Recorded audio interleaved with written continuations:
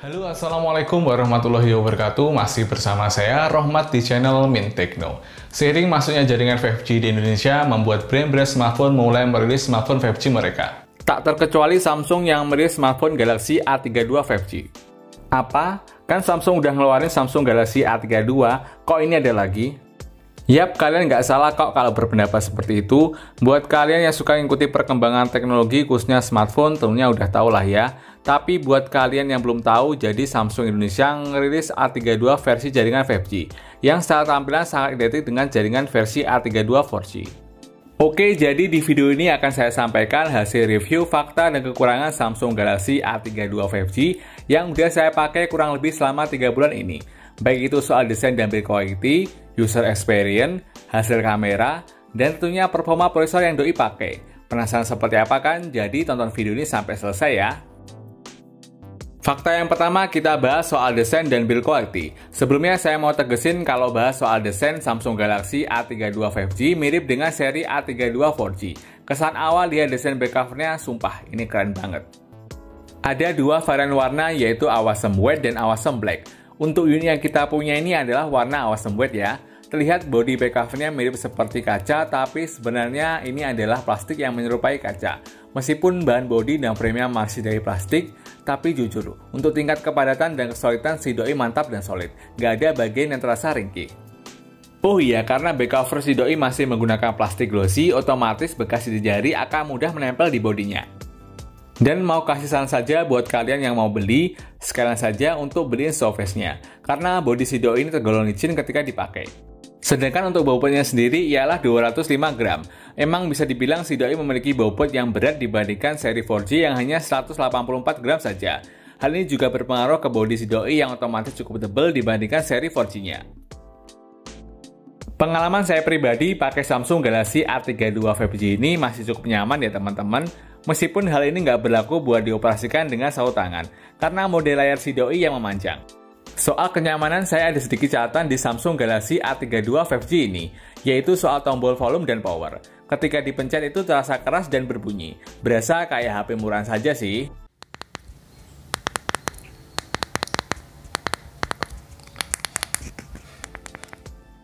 Mungkin hal ini jadi hal sepele buat sebagian orang, namun bagi saya ini jadi catatan yang sangat ngaruh feel ketika dipakainya. Overall, saya bilang soal body dan build quality Samsung Galaxy A32 5G masih tergolong oke ya teman-teman, meskipun ada beberapa saran dan catatan yang saya sebutkan tadi. Fakta yang kedua, untuk desain layar depan, si doi masih mengusung layar Infinity Display. Buat sebagian orang, desain ini udah gak kekinian lagi, dimana kebanyakan HP zaman sekarang udah pakai desain layar pansul. Tapi soal desain layar sih masalah selera ya teman-teman, suka atau enggaknya. Sedangkan untuk kualitas layar, si doi masih pakai layar PLS dengan resolusi XD Plus 60Hz. Ini malah jadi downgrade dibandingkan kembarannya, yaitu Samsung Galaxy A32 4G, bahkan adiknya sendiri si Samsung Galaxy A22 5G yang udah pakai layar dengan resolusi kualitas Full HD Plus 90Hz. Tentunya penggunaan layar dengan resolusi XD Plus ini ada plus minusnya ya teman-teman. Poin minusnya hasil gambar yang ditampilkan di layar jadi kurang begitu tajam. Saya sendiri sih juga heran alasan Samsung kasih smartphone 3 jutaan mereka dengan layar PLS XD Plus 60Hz ini apa ya kira-kira? Mungkin hal ini nggak akan jadi masalah buat kalian yang matanya belum terkontaminasi oleh layar AMOLED dan layar dengan resolusi yang tinggi seperti layar Full HD. Sedangkan untuk poin plusnya, penggunaan layar XD Plus ini akan membuat rendering grafis jauh lebih enteng dan konsumsi baterai juga lebih awet. Dan ketika diajak di luar ruangan seperti di bawah sinar matahari, si doi masih bisa menampilkan layarnya dengan cukup baik. Soal perlindungan layar, si doi udah pakai perlindungan layar Corning Gorilla Glass 5. Asiknya lagi buat kamu yang suka nonton Netflix, si doi udah support di resolusi Full HD, jadi makin mantap nih buat nonton Netflix. Lanjut kita bahas fakta ketiga, yaitu soal UI. Si doi menggunakan One UI 3.1 dengan Android 11. Soal fitur masih sama ya teman-teman, seperti ada mode game, mode kids, mode ukuran font, lalu ada fitur yang bisa menghubungkan HP kalian ke Windows, jadi makin mudah saat kita presentasi, kerjaan, atau tugas sekolah. Dan juga si doi udah mendukung USB on the go. Kalau ditanya soal kenyamanan, pakai One UI ini udah paling asik sih, karena mudah dipahami, dan tentunya nggak ada iklan dan notifikasi sampah. Pokoknya soal UI Samsung udah paling mantap. Fakta keempat soal kelengkapan sensor, si doi lengkap, termasuk ada sensor giroscopenya. Kalau untuk responsivitas layar, Samsung selalu oke, saya nggak nemuin masalah delay. Buat mengetik dan buat main real drum pun juga sangat baik, kita pencet bagian samping layar pun tetap bunyi.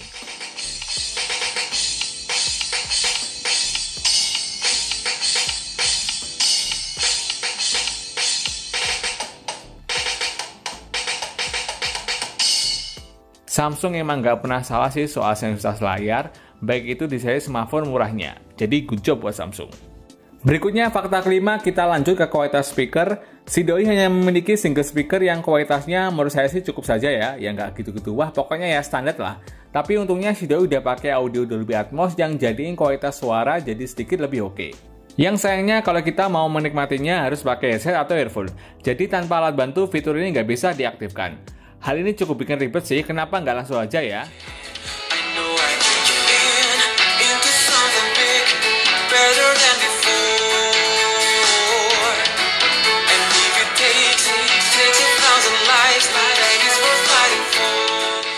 Fakta yang keenam soal fitur, si doi juga udah mendukung NFC, di mana fitur ini absen di Samsung Galaxy A22 5G.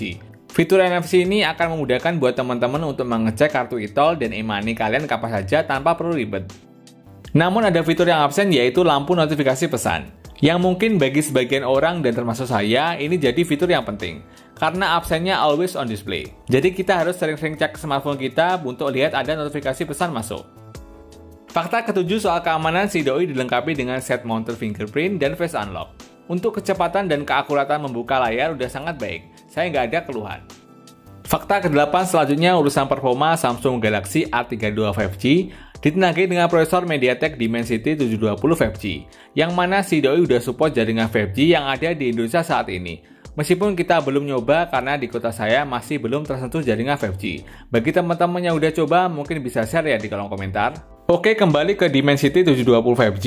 Di atas kertas, prosesor ini memiliki performa yang powerful dan manajemen daya yang bagus. Dibangun dengan arsitektur 7 nanometer yang membawa CPU octa-core Cortex A76 2 GHz dan Cortex A55 dipadukan GPU Mali G57. Dilihat dari skor Antutu Benchmark, si doi mendapatkan skor di angka 285.000. Soal storage, si doi memiliki satu varian RAM yaitu 8/128 GB, menjadikan si doi ini sangat nyaman buat simpen data, kerjaan atau tugas sekolah, dan buat buka tutup aplikasi. Cuma satu aja yang disayangkan yaitu SIM card-nya yang masih hybrid. Terus bagaimana bang performa diajak bermain game? Apakah lemot?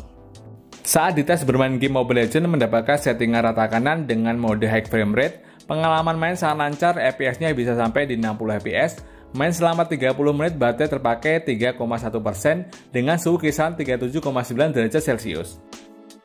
Sedangkan diajak bermain game PUBG Mobile mendapatkan settingan smooth ultra dan mentok di XT High, pengalaman main sangat lancar tanpa adanya lag, performa gyro yang sangat responsif, FPS stabil di 50-an fps, main selama 53 menit baterai yang terpakai kisaran 9%, dan suhu di kisaran 39,3 derajat Celcius.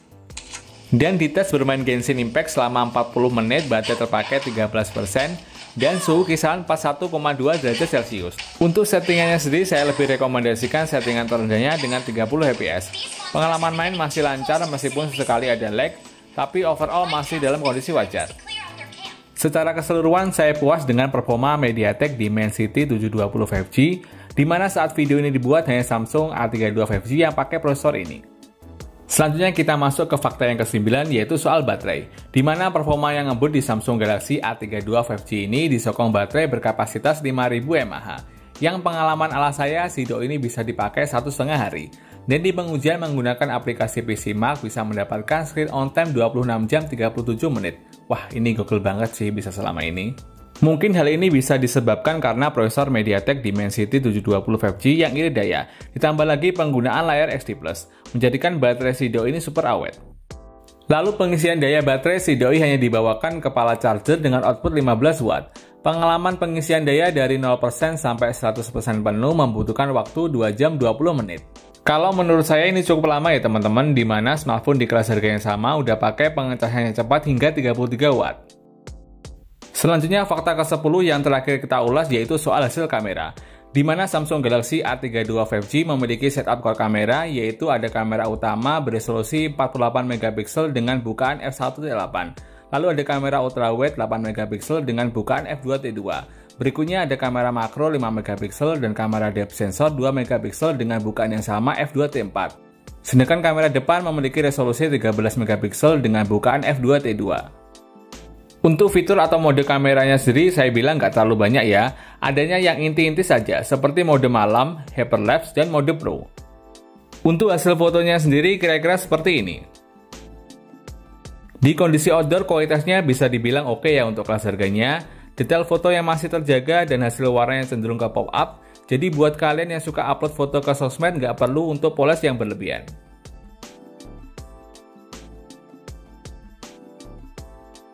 Pas ketika kita tes foto dengan melawan cahaya matahari di beberapa kondisi, hasilnya juga masih bagus. Pencahayaannya masih terjaga dan nggak gelap. Sedangkan untuk kamera ultrawide-nya memiliki luas 123 derajat, di mana hasilnya oke ya teman-teman di kondisi di luar ruangan siang hari seperti ini.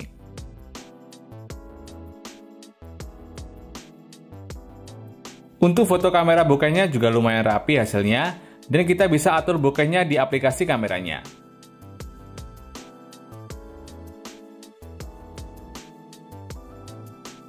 Dan untuk kamera pelengkap yaitu kamera makro hasilnya kira-kira seperti ini.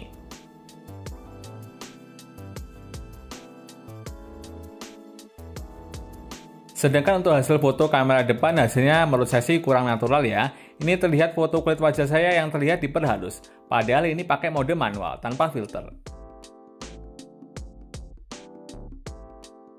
Lalu hasil foto di malam hari tentunya hasilnya nggak akan sekeren foto di kondisi siang hari. Jelek ya bang? Saya bilang sih hasilnya nggak buruk-buruk amat sih, tapi ya detail foto jadi agak kurang tajam, dan di pencahayaan yang agak ekstrim noise-nya cukup kentara.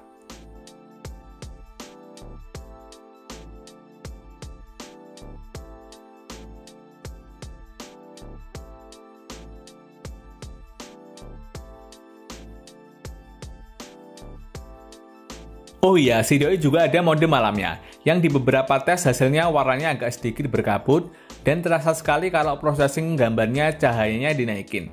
Tapi setidaknya dengan mode malam ini bisa membantu di beberapa kondisi yang minim cahaya.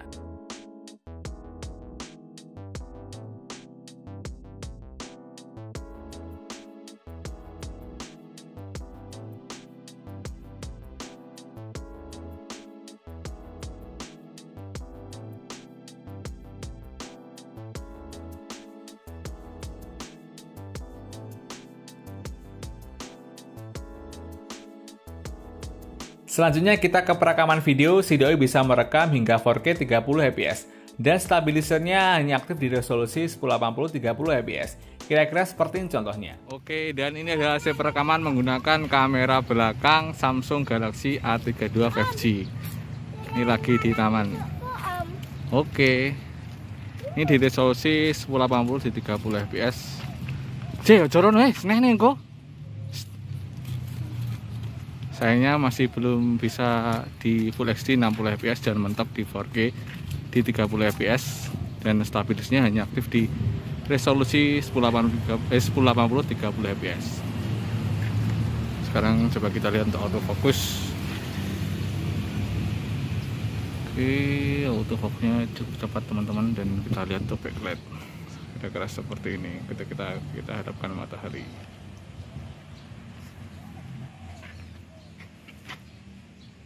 Oke, dan ini adalah hasil perekaman menggunakan kamera ultrawide di resolusi 1080 30 fps, mentok di resolusi ini.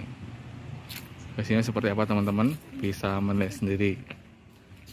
Ini sudut pandangnya lebih luas. Kita lihat untuk backlight, kira-kira seperti ini. Dan untuk audionya juga teman-teman bisa nilai sendiri seperti apa.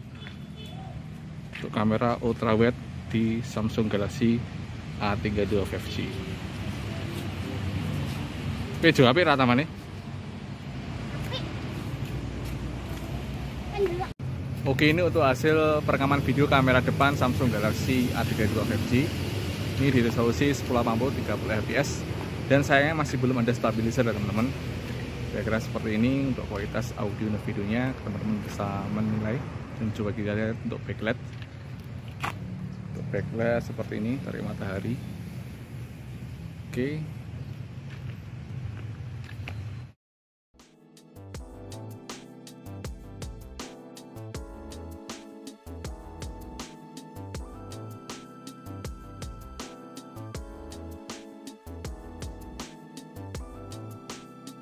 Oke, jadi kita masuk ke kesimpulan. Saya bilang Samsung Galaxy A32 5G di harga sekitar 3,7 hingga 3,9 juta bisa jadi pilihan yang pas buat kamu yang cari smartphone buat jangka panjang. Tak lain dan tak bukan karena si doi udah support jaringan 5G di Indonesia saat ini.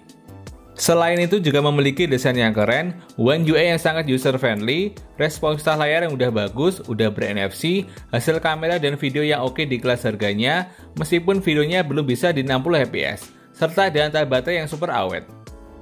Dan satu lagi, Samsung Galaxy A32 5G ini memiliki performa yang udah bagus di kelas harganya, yaitu pakai MediaTek Dimensity 720 5G dipadukan RAM 8/128GB. Tentunya nilai positif di atas juga diikuti beberapa pertimbangan yang perlu kalian ketahui. Pertama, smartphone ini memiliki bodi yang cukup tebal, serta ada catatan buat tombol power dan tombol volume rockernya kurang kliki, terasa keras dan berbunyi. Serta bagian layar yang masih beresolusi XD+, meskipun bagian layar ini ada plus minusnya ya teman-teman, dan ada poin kekurangannya lagi, yaitu soal pengecasan si doi yang cukup lama, karena hanya memiliki output 15 watt saja. Yowes, gitu aja teman-teman video review dari Samsung Galaxy A32 5G. Apabila teman-teman ada pertanyaan atau punya pengalaman yang berbeda, bisa share di kolom komentar. Dan jangan lupa untuk terus mendukung channel YouTube Mintekno dengan cara subscribe, like, dan share jika dirasa video ini bermanfaat. Saya Rahmat dari Magetan pamit. Wassalamualaikum warahmatullahi wabarakatuh. Ya, Samsung Galaxy A32 5G, cakep sih.